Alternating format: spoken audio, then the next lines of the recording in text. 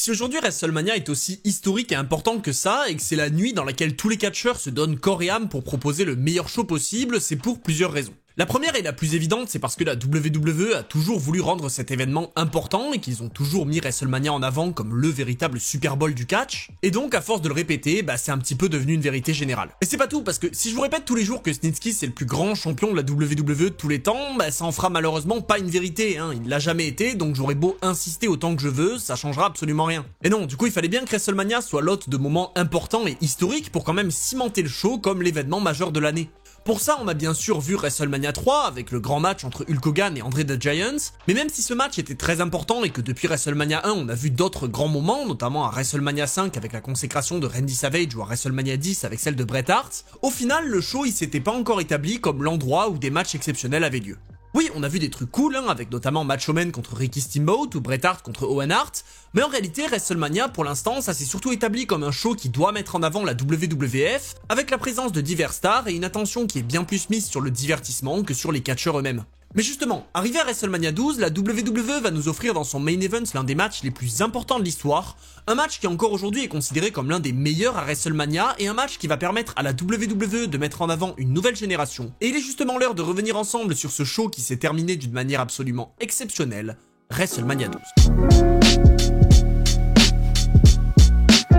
On est donc reparti en 1996 pour le plus grand show de l'année qui cette année se déroule en Californie en direct du Arrowhead Pond et qui s'ouvre d'une manière très étonnante. Et oui, on a l'habitude d'avoir la classique présentation au centre du ring avec la musique America the Beautiful et une introduction un petit peu plus longue, mais puisque cette année le main event est prévu pour durer 1 heure, j'imagine que la WWF a voulu quand même avancer un petit peu plus vite. On accueille alors Vader, puis rapidement Owen Hart et le British Bulldog qui représentent tous les trois la team Jim Cornette et qui sont justement accompagnés par ce dernier. Ce soir on a donc un match à 6 catcheurs qui va ouvrir la soirée avec la team Cornette qui affronte la team de Yokozuna, dans laquelle on retrouve également Jake Roberts et Ahmed Johnson. Bon, l'histoire de cette rivalité, c'est surtout l'histoire entre Yokozuna et le manager de ses adversaires, puisque le géant avait quitté l'équipe de Jim Cornette quelques semaines plus tôt pour créer ce match, et donc tenter de se venger sur son ancien manager. En fait, en cas de victoire, Yokozuna il va avoir l'occasion de passer 5 minutes dans le ring avec Cornette, pour le détruire et libérer sa frustration, et donc tout est bien évidemment centré autour de ce qui pourra bien se passer si l'ancien champion du monde a l'occasion de mettre la main sur son ancien manager. Et justement, Yokozuna, du coup, il a pas une seconde à perdre, et donc il arrive avec ses deux associés pour rapidement détruire ses adversaires dès les premiers instants du match, avec notamment un saut incroyable d'Ahmed Johnson à l'extérieur, pendant que dans le ring, Yokozuna part à la lutte avec le géant de l'équipe adverse, Vader. Bon, on a là la construction extrêmement classique d'un match par équipe entre les gentils et les méchants, avec le monstre Yokozuna qui semble imbattable, mais qui est quand même surpassé par ses adversaires grâce à des techniques de triche, et il faudra attendre l'arrivée de Ahmed Johnson pour rééquilibrer un petit peu la balance. D'ailleurs j'en profite quand même parce que j'avoue Ahmed Johnson c'est pas un catcheur que je connais énormément, c'est-à-dire qu'à part son nom et quelques-unes de ses apparitions j'avoue que j'en connais pas grand chose, et franchement il m'a giga impressionné dans ce match. Il a un super échange avec le Bulldog et même s'il se fait calmer par Vader il revient face à Owen Hart pour faire entrer Jake Roberts sous l'ovation des fans, et Roberts lui aussi il va dérouler quelques instants avant d'être à nouveau pris à partie par le camp Cornette. En fait on voit que normalement les 3 membres de l'équipe de Yokozuna ils auraient facilement le dessus sur leurs adversaires en 1 contre 1, mais puisque le camp Cornette il fonctionne mieux en équipe et qu'ils utilisent des techniques de triche, ils arrivent quand même à garder le dessus pour la grande majorité d'un match qui finalement est pas si mal que ça. Alors c'est évidemment pas exceptionnel, c'est pas le plus grand match de l'histoire de WrestleMania, mais on sent quand même que la foule elle est bien à fond derrière Yokozuna et ses associés, et ça se voit d'ailleurs vraiment à chaque fois qu'ils ont le dessus, donc franchement c'est plutôt cool à regarder. D'ailleurs la fin du match aussi elle est très sympa parce que Jake Roberts il va reprendre le dessus et il va placer son DDT sur Owen Hart grâce à l'aide de ses associés qui ont vidé le ring, mais évidemment il ne peut pas gagner tout de suite puisque l'arbitre est distrait avec toute l'activité à l'extérieur. Cette distraction justement elle va permettre à Jim Cornette d'intervenir, et la distraction elle permet un retour de Vader qui vient écraser le serpent avec sa Vader Bomb pour remporter le match et éviter à Cornette une sacrée destruction. Donc en soi pour ouvrir la soirée on a étonnamment un match qui donne pas une fin plaisante à la foule parce que croyez-moi que tout le monde voulait voir Cornette se faire massacrer, mais au-delà de ça le match est quand même très correct et sans être un match incroyable pour commencer la soirée ça reste vraiment pas mauvais. Allez, on a commencé avec une histoire très classique, celle du catcheur qui quitte le groupe pour partir en rivalité avec ses anciens partenaires et qui, étonnamment les bat pas, mais là on va pouvoir enchaîner sur une histoire qui pour le coup est très originale. À ce moment-là, on est en mars 1996, et 5 mois plus tôt, la WWF a découvert un tout nouveau catcheur au personnage très atypique et surprenant, je parle évidemment de Goldust. Peu de temps après ses débuts, Goldust il a commencé à faire une fixette sur Roddy Piper pour des raisons assez étranges, et évidemment Piper, lui, ça lui a pas plu. La rivalité elle s'est donc lancée sur cette base déjà un petit peu bizarre, parce que le perso de Goldust il est vraiment très particulier à l'époque, et au final on comprend pas vraiment ce qui se passe, mais en final un match sera quand même officialisé entre les deux pour WrestleMania, avec une stipulation là aussi aussi très spécial. Ce soir, Goldust et Piper, ils vont pas s'affronter dans un ring comme tous les autres catcheurs de la soirée, puisqu'ils vont s'affronter dans un Hollywood Backlot Brawl. Et oui, à ce moment-là, Piper, il a tourné pas mal de films du côté de Hollywood, et le personnage de Goldust, il va jouer un petit peu sur cette période de la carrière de son adversaire, ce qui justifie donc l'organisation de ce match qui, vous allez le voir encore une fois, est très particulier. Parce qu'en soi, on pourrait penser qu'on va juste avoir une bagarre en dehors du ring, comme on connaît tous, les parking lot brawl, les backstage brawl et compagnie. Et même si à l'époque, ce genre de match c'est pas ultra commun, quand on regarde ça aujourd'hui, on peut quand même se dire que c'est plutôt banal. Mais finalement, pas du tout, parce que ok, les deux hommes ils vont commencer à se battre à l'extérieur, là, dans les fameux backlots de Hollywood, avec Goldust qui va débarquer dans sa voiture et qui va se faire passer à tabac à coups de batte de baseball par un Roddy Piper qui s'est clairement donné pour mission de faire de Goldust un vrai homme. Mais rapidement, le match il part dans une direction plutôt étrange. Goldust il se retrouve rapidement en sang avec le passage à tabac qu'il est en train de subir et il arrive quand même à repousser son adversaire quelques instants, mais alors qu'on imagine que le match va continuer et prendre fin tôt ou tard sur le parking, Goldust il monte dans sa voiture et il décide d'écraser Roddy Piper. Non, vous rêvez pas, je sais pas qui est-ce qui a eu cette idée, mais vraiment le match il part dans une direction ultra surprenante et franchement bizarre, avec Goldust qui roule pendant plusieurs mètres avec Piper sur son capot avant de tout simplement fuir la scène de crime finalement, alors que son rival se remet finalement sur pied et prend lui aussi une voiture pour tenter de le poursuivre. Et du coup, puisque les deux adversaires ont quitté les lieux, au lieu de mettre un terme au match, la WWF elle va revenir au direct et enchaîner avec le match suivant, mais en fait le match, il est pas fini. Et en finale, cet affrontement entre Goldust et Piper, il va se transformer en véritable fil rouge de WrestleMania 12.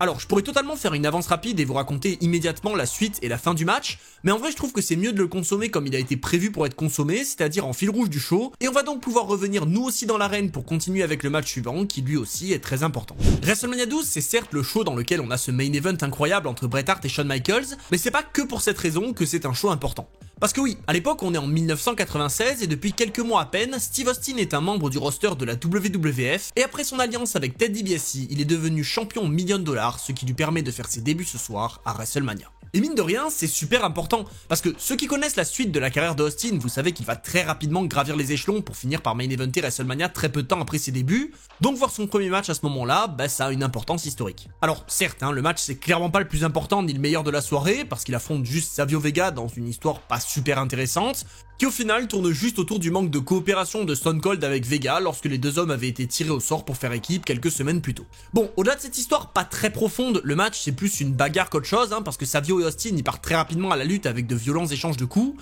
et au final dans ce match on va voir que très peu de vraies prises de catch. La plupart des offenses c'est des coups ou des prises de soumission pour souffler un petit coup, et au final personnellement je trouvais ça vraiment pas si mal jusqu'à ce qu'en plein milieu du match je réalise qu'en fait tout le monde s'en foutait. Et oui, parce qu'alors que Austin a le dessus, on entend McMahon aux commentaires qui discute avec Roddy Piper au téléphone en direct de sa course-poursuite avec Goldust, et si ok c'est un bon moyen d'ajouter un petit peu de tension au match qui a commencé juste avant, c'est aussi le meilleur moyen de montrer à tout le monde que le match actuel, on s'en fout un peu. Et c'est dommage, parce que c'est vraiment pas si mal. Austin il a l'occasion de montrer de belles choses, et même s'il revient souvent dans des prises de repos, on a quand même aussi des belles séries de contres et des prises de vitesse qui sont quand même très cool, mais malheureusement elles sont toujours interrompues soit par des images de la course-poursuite ou par la suite de l'appel entre McMahon et Piper. Et en finale, l'arbitre est juste mis au sol pour permettre à Austin de reprendre le dessus en utilisant sa ceinture de champion $1 million.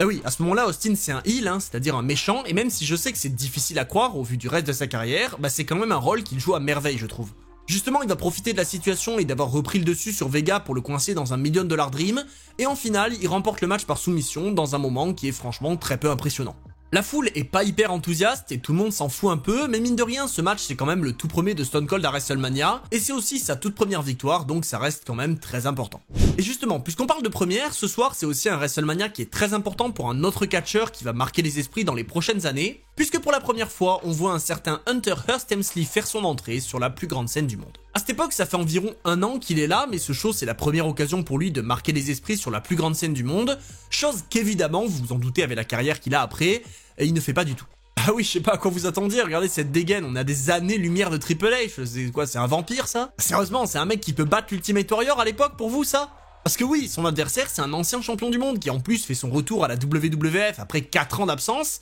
et donc même si Helmsley prend le dessus pendant quelques instants au début de match et qu'il place son pedigree, le Warrior lui il s'en fout. Ah non, il s'en fout vraiment, hein. C'est-à-dire qu'il ne vend même pas la prise. Il se relève aussitôt devant un Hunter qui est choqué, qui n'en revient pas du tout et qui tente un petit peu d'enchaîner avec d'autres coups, ce qui une fois de plus ne change absolument rien, et le Warrior finit par reprendre le dessus avec ses cordes à linge et son coup de bélier à la volée, avant de conclure le match en écrasant Hunter au sol avant de lui porter son splash pour la victoire. Bon, en final aujourd'hui c'est vrai que quand on regarde ça on se dit que c'est assez inintéressant, mais rétrospectivement on voit quand même que c'est un sacré gâchis pour Triple H, parce que même s'il a pas encore de personnage très cool à ce moment-là, il se fait quand même sacrément humilier sur la plus grande scène du monde, et honnêtement ça aurait pu lui coûter très cher dans sa carrière. Mais bon, en final on comprend bien qu'à l'époque la WWF voulait séduire le Warrior et l'empêcher de rejoindre la WCW, ce qui vous le savez peut-être a pas marché du tout, et en plus tout finit plutôt bien parce que Hunter va se rattraper juste après en confrontant Marc Mero dans les vestiaires, qui faisait ses débuts à la WWF, en l'attaquant en plein milieu de son interview pour lancer sa prochaine rivalité. Bon justement, en parlant de rivalité, en parallèle de tout ça, on a toujours quelques images de la course-poursuite entre Goldust et Piper, qui est toujours pas terminée, et d'ailleurs c'est marrant parce que ce match il est considéré par beaucoup comme le premier match cinématique à la WWE. Et allez, justement, puisque ce match sert de fil rouge et qu'il est toujours pas fini, on va pouvoir passer à la suite, et le match suivant c'est le match de l'Undertaker. Alors, jusqu'à présent, les matchs de l'Undertaker à WrestleMania, on va pas se mentir, c'était pas glorieux. Même quand il y avait un petit peu de construction dans ces matchs, comme avec Jake Roberts, les affrontements globalement ils étaient jamais incroyables, mais heureusement ce match c'est le premier qui est plutôt cool pour l'Undertaker à WrestleMania. Déjà la construction elle est franchement sympa, avec ce moment hyper connu où Diesel voit son propre corps dans le cercueil, mais même le match en tant que tel, il est pas mauvais. Évidemment, il commence toujours par l'entrée aussi cool de l'Undertaker, mais même dès les premiers instants du match, on réalise qu'on va être très loin de ce qu'on a eu jusqu'à présent. Parce que oui, les dernières apparitions du Deadman c'était contre King Kong Bundy et Giant Gonzalez, qui même s'ils sont des géants de puissance ne sont pas du tout de bons catcheurs, et donc les matchs ils étaient franchement plutôt décevants. Mais ce soir justement c'est différent. Face à Diesel, l'Undertaker il a un adversaire qui est certes impressionnant par sa taille, mais aussi par son palmarès puisqu'il était champion de la WWF il y a 1 an à peine, mais surtout par son niveau dans le catch, parce que même si c'est pas le meilleur de tous les temps, il est quand même largement au-dessus du niveau des 2 derniers adversaires du Deadman.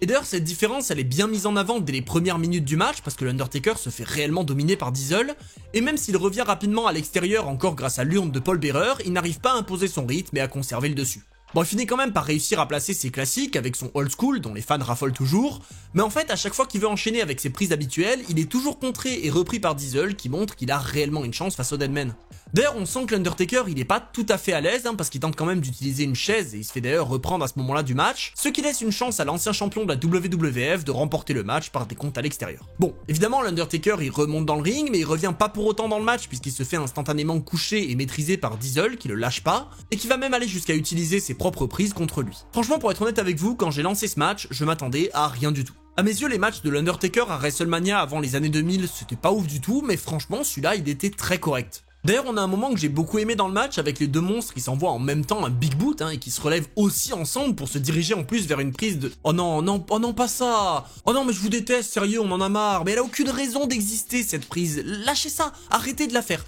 Il y a 1000 choses qu'on peut faire à part une prise de l'ours, faites ce que vous voulez. Et le pire, c'est qu'elle dure longtemps en plus et qu'elle ne sert à rien parce qu'après tout ça, l'Undertaker il revient dans le match avec sa corde à linge depuis la 3e corde. Donc franchement, je vous jure qu'on aurait pu se passer de la prise de l'ours. Et d'ailleurs, pour y revenir, c'est vraiment le seul moment chiant du match, donc c'est dommage qu'il ait lieu. Parce que encore après ça, les enchaînements ils sont très cool et Diesel il reprend le dessus et il surprend tout le monde avec sa powerbomb, qui va coucher le Deadman et qui en plus aurait pu lui donner la victoire si seulement il avait directement tenté de tomber. Oui, parce qu'on sait pas pourquoi il prend son temps et il veut pas directement finir le match, il se permet de troll un petit peu l'Undertaker, et Deadman il a donc le temps de relancer ses pouvoirs pour se relever avec son sit-up, et même si Diesel le couche une 2e fois avec sa prise de finition, c'était déjà fini pour lui. Parce que oui, l'Undertaker là il est totalement dans sa période Ken le survivant, donc sans le savoir Diesel il était déjà mort, et même s'il se voit déjà ressortir vainqueur, l'Undertaker se relève une fois de plus et attrape son rival par le cou avant de le coucher avec sa corde à linge à la volée et de l'écraser avec son chokeslam pour lancer le segment final du match. À partir de là, c'était déjà fini pour Diesel, le public le sait et Paul Bearer aussi. L'Undertaker fait son signe pour annoncer la fin du match et il place alors son Tombstone Piledriver sur Diesel pour lui river les épaules pour le compte de 3.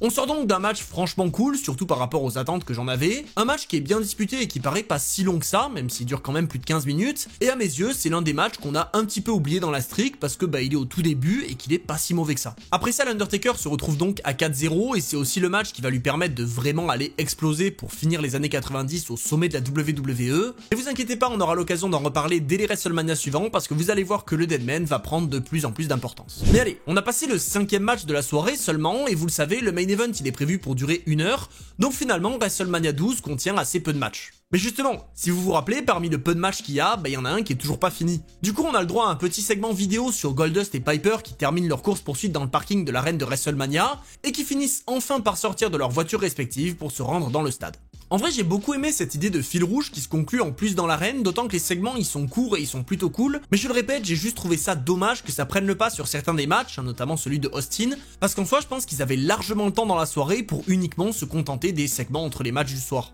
Bon, au final la bagarre elle reprend sur le ring sans arbitre, parce que le match il a absolument aucune règle, d'ailleurs on sait pas comment on le gagne, et après avoir repris le dessus pendant de longues minutes sur Piper en faisant des prises plutôt douteuses, Goldust est finalement repris par son adversaire qui le couche au sol avec la terrible prise du broyage de couilles. Quoi, écoutez, appelez ça comme vous voulez, c'est juste ce qui se passe, moi je fais que décrire l'action, Et d'ailleurs, la fin du match, elle tourne encore plus sur les parties de Goldust que l'intégralité de cette rivalité, qui était quand même déjà bien douteuse, et le match se conclut finalement avec Goldust qui se retrouve en petite tenue sur le ring, et qui finit alors par être contraint de fuir, ce qui, j'imagine, donne la victoire à Piper. Oui, parce qu'en soi, le match, il n'y avait pas réellement de moyen de le terminer de manière officielle, mais puisque Goldust, il se casse après avoir été mis à poil par Piper, j'ose imaginer que c'était l'une des solutions pour gagner. Enfin bon, en soi, j'en sais rien, puis d'ailleurs, je veux pas le savoir, bon, le match est terminé, Goldust a perdu et nous on va pouvoir enchaîner avec le main event. Oui, parce qu'on est bien gentil avec nos histoires de morts-vivants, de mecs à poil sur un ring, etc. Là, il faut passer aux choses sérieuses. Parce que depuis le tout premier WrestleMania, on a pu voir plusieurs types de main events. On en a eu beaucoup avec Hulk Hogan, on a eu des main events un peu surprenants, on a eu des main events qui voulaient mettre en avant de futures stars, mais à l'époque, on n'a encore jamais eu de main event entre deux vrais talents purs en termes de catch.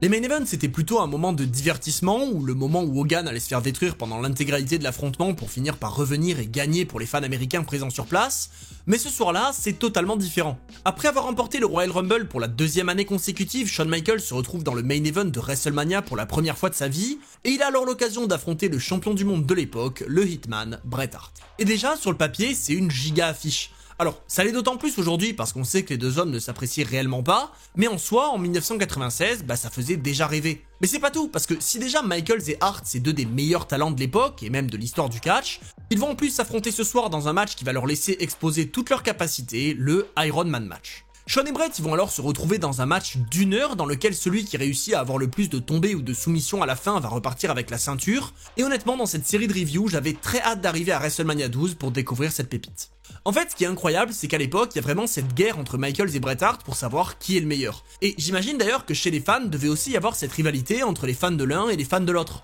Et le fait de régler ça dans un Iron Man match, c'était juste parfait, parce que c'est clairement un match qui détermine qui est le vrai meilleur des deux. C'est impossible de gagner sur un coup de chance dans un tel match. Il faut vraiment surpasser son adversaire pendant 1 heure pour être le dernier survivant, et à mes yeux, c'est juste parfait. Bon, on se retrouve donc à quelques instants du match et vous voyez bien que c'est difficile de faire mieux ou plus impressionnant ou même juste plus stylé avec tout ce que j'ai déjà dit. Et pourtant, croyez-le ou non, ils l'ont fait. Parce qu'alors que la musique de Shawn Michaels retentit et qu'on s'imagine qu'il va faire son entrée comme d'habitude, c'est pas lui qui débarque, mais c'est son entraîneur, José Lothario. Alors, certes, il a été mis en avant comme l'homme qui a formé HBK, mais le fait qu'il entre seul, c'est assez bizarre. Et pourtant, croyez-le ou non, son arrivée elle précède l'une des plus grandes de tous les temps. Du haut de l'arène, alors que la salle explose, Shawn Michaels apparaît attaché à un harnais dans une scène incroyable, et devant des centaines de milliers de téléspectateurs, le Heartbreak Kid nous offre l'une des entrées les plus belles de l'histoire de WrestleMania pour régaler tout le monde. Sincèrement, les attentes elles étaient déjà immenses, mais cette entrée de Shawn Michaels, elle me donne vraiment des frissons encore aujourd'hui, et elle donne encore plus envie de voir cet immense classique. Le champion rejoint alors son adversaire dans le ring avec lui aussi une belle ovation et des feux d'artifice, et malgré tous les efforts de la WWF pour faire passer Michaels comme le catcheur supérieur en fatiguant Bret Hart dans les semaines précédant l'affrontement,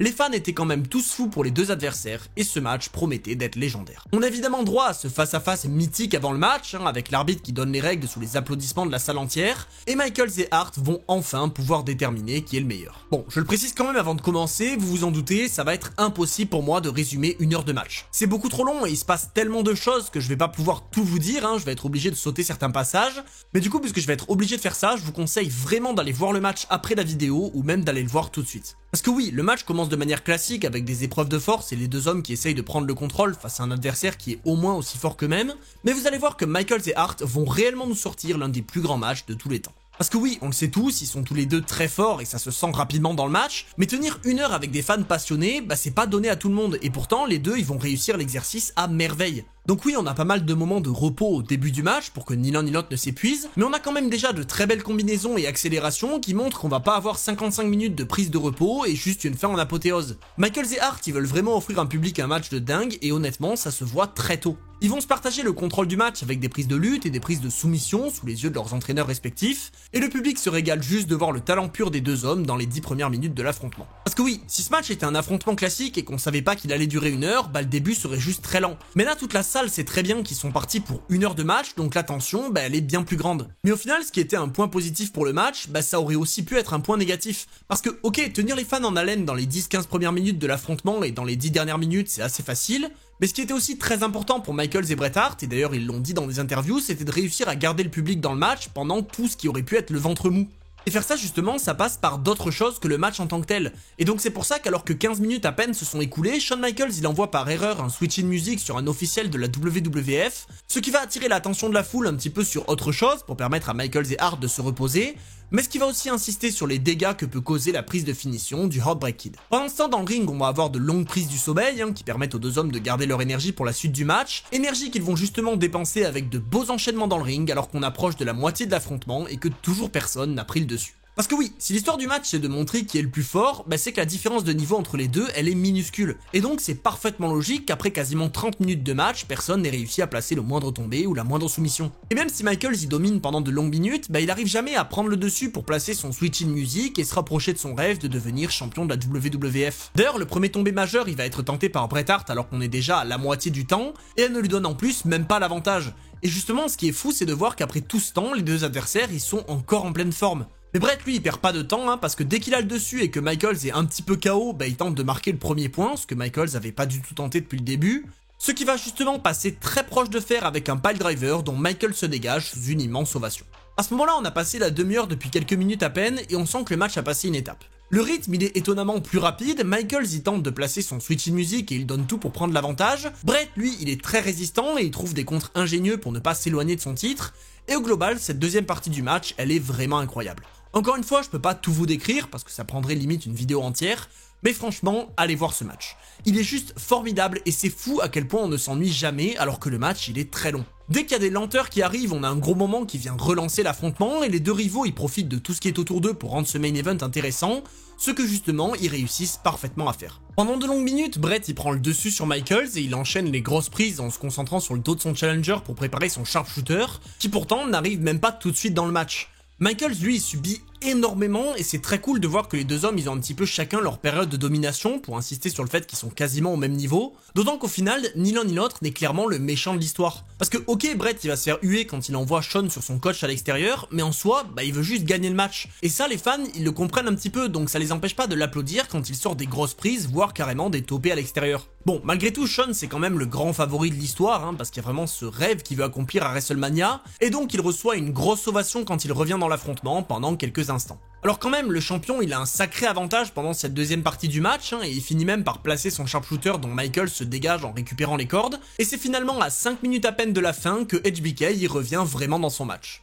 Il déroule sur le champion avec ses prises classiques et il semble se rapprocher plus que jamais de la ceinture avec sa magnifique descente du coude et son incroyable moonsault, mais alors qu'il ne reste qu'une minute à peine, Michaels n'a toujours pas réussi à en finir avec son adversaire. Il tente pourtant absolument tout, bon, sauf son switch in music étonnamment, mais Bret Hart y reste à chaque fois dans le match. Et justement, à 30 secondes à peine de la fin, alors que Shawn s'élance une dernière fois sur son adversaire, il est contré et placé de nulle part dans le sharpshooter, ce qui fait exploser la salle. Le public pense alors que Bret va créer un exploit titanesque en marquant le seul point du match à quelques secondes à peine de la fin, mais dans un moment absolument fou, HBK refuse d'abandonner et la cloche sonne au compte de 0 pour annoncer un match nul. Hart et Michaels se sont donné corps et âme pendant 60 minutes, mais aucun des deux n'a réussi à prouver qu'il était le meilleur, et donc par défaut, Bret conserve son titre puisque les deux rivaux n'ont pas réussi à se départager. Mais vous vous en doutez, on pouvait pas finir WrestleMania comme ça. C'était pas possible, on n'allait pas laisser les fans sur leur faim. Je veux dire, tout le monde voulait savoir qui de Hart ou Michaels était le meilleur. Il fallait une fin réelle, on pouvait pas juste dire bah y a match nul. Et donc, alors que l'arbitre donne quand même le titre à Bret et que le champion quitte le ring, Gorilla Monsoon, le président de la WWF sur les écrans à l'époque, débarque et ordonne que le match soit relancé.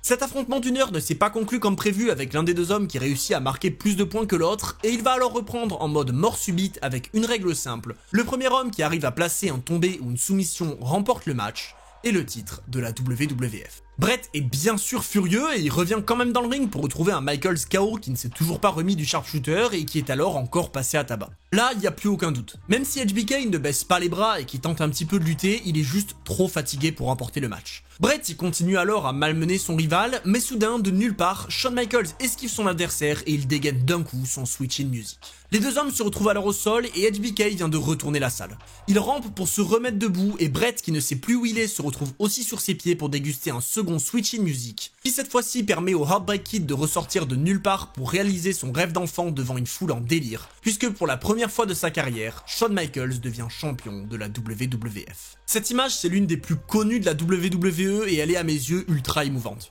Shawn Michaels à bout de force dans le ring en train de célébrer sa victoire alors que Bret quitte l'arène tête basse dans un passage de flambeau très important, et même si à l'époque le Heartbreak Kid n'était pas le plus simple à vivre dans les vestiaires, le fait que cette rivalité débute réellement de manière très importante à ce moment-là pour se conclure 2 ans plus tard dans là aussi l'un des moments les plus fous de l'histoire, ça rend quand même la fin de ce show absolument historique. D'ailleurs WrestleMania 12 pour moi c'est le premier vrai WrestleMania qui est centré sur le catch, puisqu'avec des matchs franchement plutôt bons tout au long de la soirée et un main event absolument merveilleux, on voit que la WWF a voulu réellement mettre en avant le côté sportif de la discipline, et honnêtement depuis le début de la série, ce show c'est probablement mon préféré. Encore une fois, je vous invite réellement à aller voir le main event, c'est l'un des matchs les plus cool de l'histoire, donc allez le voir et donnez-moi votre avis dessus et même sur le show en entier dans les commentaires. Et moi sur ce, je vais retourner me reposer parce que je rentre à peine de mon périple à Salt Lake City, dont je vais d'ailleurs vous parler dans quelques instants. Là tout de suite, je suis en live sur Twitch pour vous en parler, donc rejoignez-moi. Et sur ce, je vous dis c'était Monsieur Hawkin et on se retrouve très vite pour d'autres histoires.